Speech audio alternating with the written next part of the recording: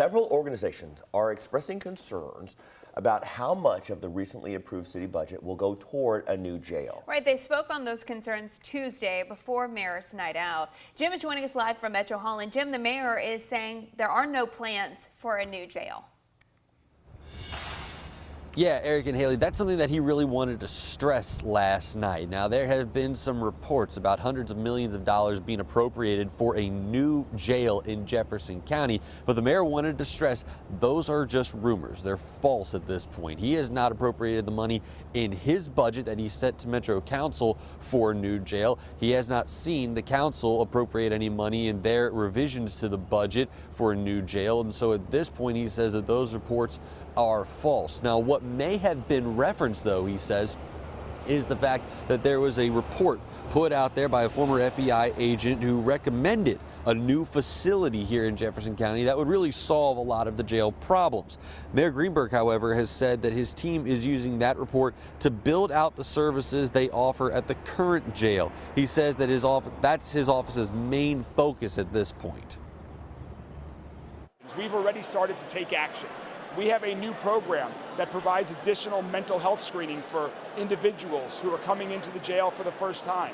We're working to support more programs so that individuals who are getting released have more access to social services and other programs so they can be successful when they are released from jail. So that is our focus right now. No, you're being inconvenient.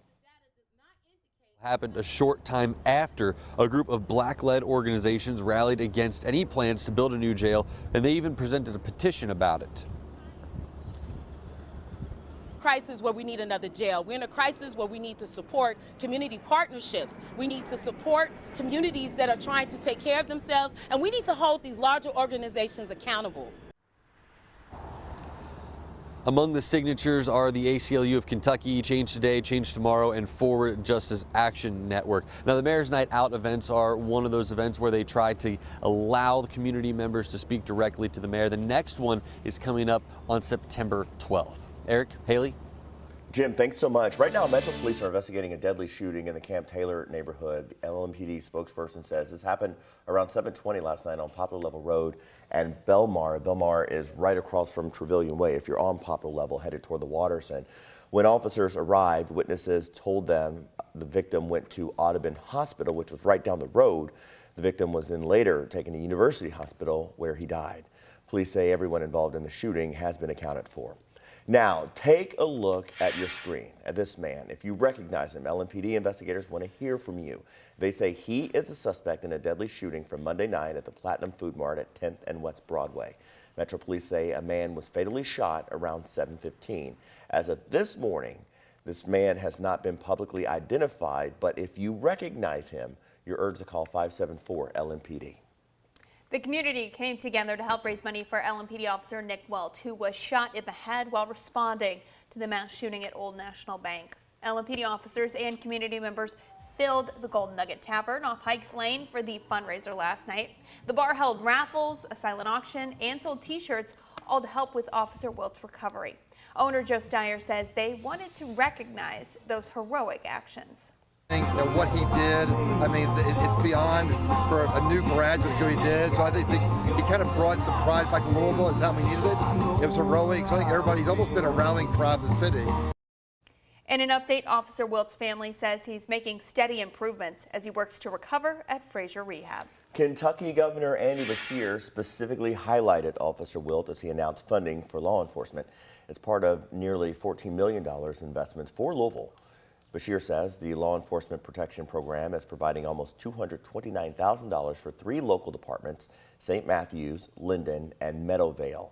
He says the money will help protect those who protect us. They're used oftentimes for equipment like body armor. And when we think about the multiple shootings, certainly one that was very, very personal to me, we're reminded of the danger that law enforcement run into. Louisville Tourism is set to receive $12 million to support marketing and promotion efforts. The money comes from American Rescue Plan funds. Now, another $876,000 will improve safety on LaGrange Road, including adding bike lanes and sidewalks.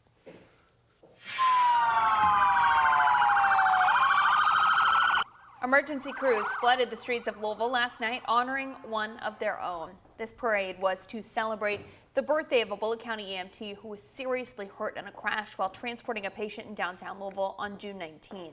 Those who know him said they miss his spirit. He is the sweetest, nicest person, gentle heart. Take the shirt off his back for anybody. And if and when he wakes up, we're praying that he does wake up. When he sees this is just going to melt his heart. The paramedic isn't being publicly identified, but we do know he worked for the department for 2.5 years. If you'd like to help the EMT and his family, we have information posted for you on our website, WHAS11.com.